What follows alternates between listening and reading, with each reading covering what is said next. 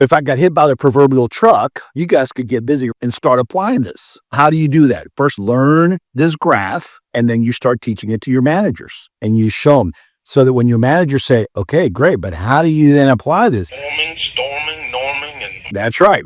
So here's your quiz. Somebody give me a one-line description of what forming is. getting your team together to find who you're Getting the team together. That's right. Getting your team together. And it's the early stages of growth. All right. Yes. What causes a team to go from forming to storming? Growth. It's gonna be the main driver. That's right. Why? Because growth creates what? You'll create issues Issue, problems. you've not been faced with before when you were just a smaller shop and didn't have to have the processes that you need now to control to keep the growth under control, if you will. That's right. You guys said the right things. You missed one key word I want you to start using. Disagreements. Disagreements about what? How to run the company. How to do this, how to do that. There's too many disagreements internally as to how we do things. So here's another question. Okay, you guys are doing great. Do we fix everything all at once? Impossible. These are the ones we focus on. Oh my goodness.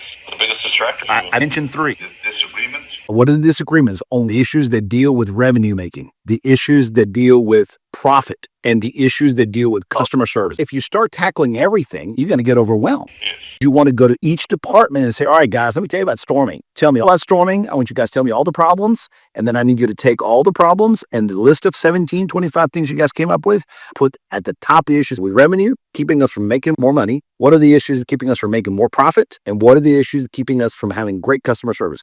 Put those at the top. All the other ones we'll take care of later and prioritize those. The first step is getting each department to tell you 15, 17, 20, 30 things causing quagmire within the department, their manager, each other, the other department, whatever. You got to be okay with them being critical. You got to be okay with the fact that half of that stuff is BS. I don't care if half of it is. I don't care if 70% is BS. Why?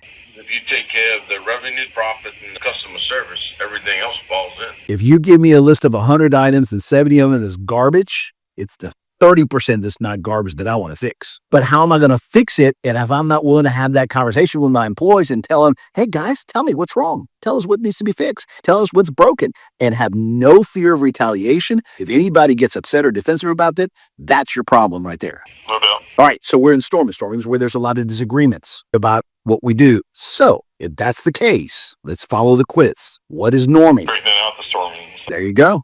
Giving answers and clarity to the items we prioritize in storming. And usually the outcome is an email that says, hey guys, here's how we're going to do it. Or the notes of the meeting. Hey guys, we've agreed. We took those. Here's how we're going to do it. It has to be in writing. It has to be clear. It has to be uniform that, hey, we put out every Monday, we're going to clarify. It's not random. You create answers to those problems. Some problems could be company-wide, some within a department. Some of those problems could be within departments. It could be 3 departments that need to figure out some stuff. It doesn't matter. You bring clarity. Most people say we need to get on the same page, but nobody produces a page. Norming is producing documents or clarity, whether it's an email, a video, PDF, a statement, a training, a procedure. It doesn't matter. Start collecting those. Norming is answers and clarity to the problems that we identified and that we prioritized when we had our storming discussion. Does that make sense? Somebody repeat it back to me. What is norming? Answers and clarity. Love it. So you train, post it, write it, send videos. Yes, correct. All the above. Write this down. Verbal is what produces storming. Non-verbal clarity